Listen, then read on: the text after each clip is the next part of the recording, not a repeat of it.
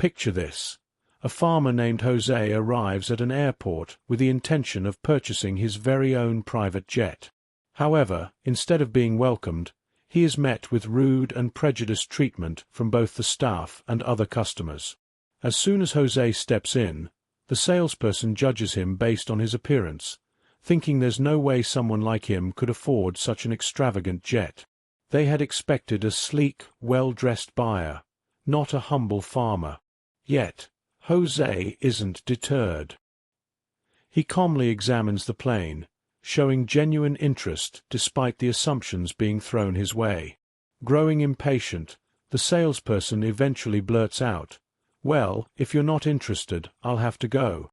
Jose, taken aback by the blatant disrespect, speaks up, "Actually, I am very interested in buying." But instead of softening, the hostility escalates. Other customers join in, whispering cruel remarks meant for Jose to hear. "He doesn't look like someone who can afford this," one snickers. "Maybe he's lost," another quips. The piercing stares and mocking comments leave Jose feeling exposed and uncomfortable. For a moment, he questions if his dream is worth enduring such humiliation. Yet, he resolves not to give up. Then, unexpectedly, a hand taps his shoulder. Startled, Jose turns around, holding his head high as though ready to defend himself. But instead of another insult, he's greeted by the warm smile of an old friend. Dressed casually in a striped shirt and pants, the man chuckles. "Well, if it isn't Jose. What brings you here?" The two friends catch up, their easy conversation offering Jose a brief respite from the judgmental atmosphere. When asked if he's here to buy a plane, Jose hesitates but admits, "I was considering it, but I don't think I fit in here, if you get what I mean." His friend laughs, dismissing the snobs around them. "Ah, don't pay them any mind. They don't know what they're talking about." But even as they laugh, the whispers grow louder. "He's not here to buy a jet. Probably just wants a picture," someone scoffs. Jose notices a group preparing to take photos of him, not out of admiration but to mock him. Their actions grow bolder, leaving him uneasy. As he starts to leave with his friend, a booming voice rings out, halting him in his tracks. "Hey, you! Farmer boy trying to buy a jet," one man shouts, drawing everyone's attention. "Do you really think anyone will take you seriously dressed like that? That hat, those boots. Go back to your farm." All eyes are on Jose now. Though his heart pounds, a surge of pride and determination rises within him. Turning to face the crowd, he replies firmly, "I'm buying a plane for myself, not to impress anyone." The group erupts in laughter. "You'll never be one of us," someone sneers. "Look at your clothes, stained and filthy. You don't even belong here." Jose smirks and echoes their words mockingly. "You think I don't belong? Well, I have the courage to chase my dreams, no matter what," he fires back. More laughter follows. "Dream on, farmer.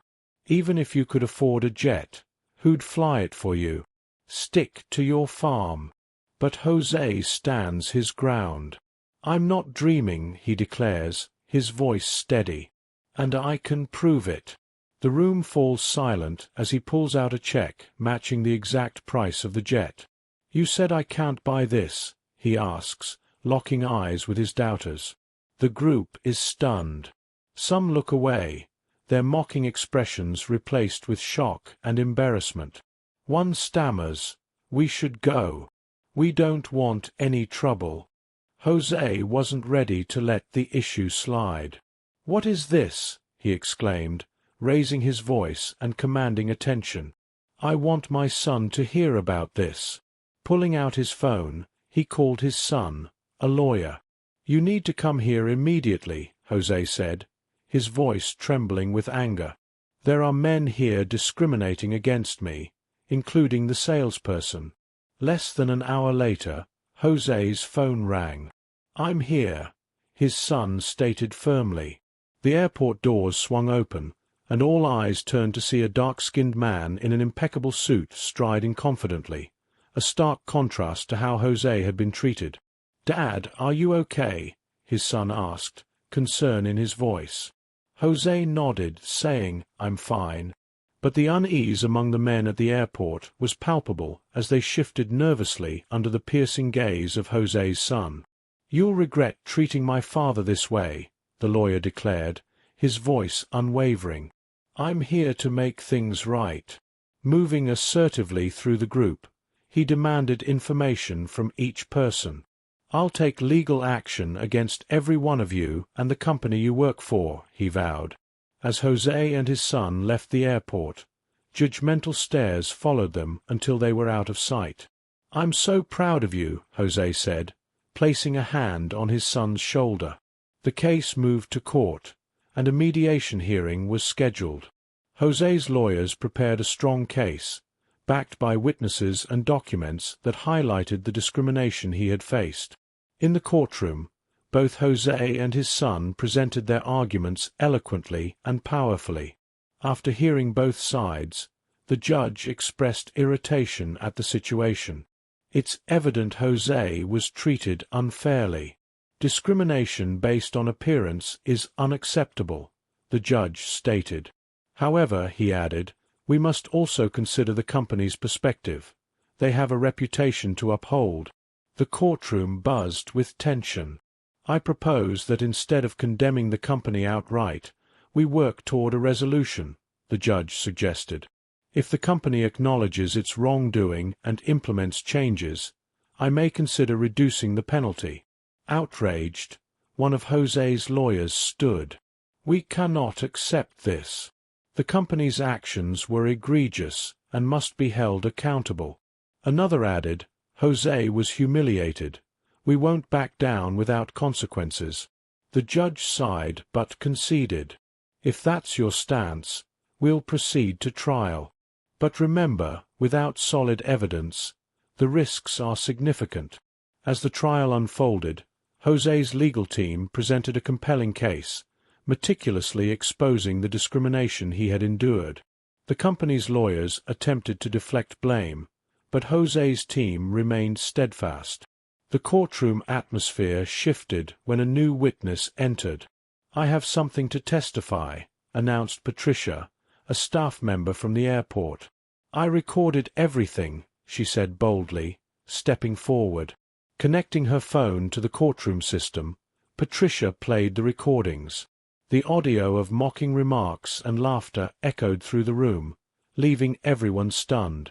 The judge, visibly affected, reviewed the evidence carefully. In light of this new evidence, the court finds Jose was indeed subjected to discrimination, the judge declared, glaring at the company's lawyers. "This company has much to learn about respect." They are ordered to pay a substantial fine and implement sensitivity training for all employees. The sound of the gavel echoed through the room as Jose felt a surge of victory. With the fine in hand, his lawyers planned to help him purchase an even better jet. Returning to the airport with confidence, Jose approached the staff who had mocked him. "Still think I'm a nobody?" he asked, his voice steady. Turning to leave, he added, "I'm buying my jet, but not from you. Your competitor deserves my business." Jose walked to the rival store and purchased the best jet he could afford. Boarding his new plane, the staff from the other store could only watch in regret. As Jose flew home, his heart swelled with pride. Greeted by his wife and children, they celebrated his triumph. Reflecting on the experience, Jose felt stronger and wiser, grateful for the lessons he had learned. To all viewers, I hope you enjoyed Jose's journey in this story.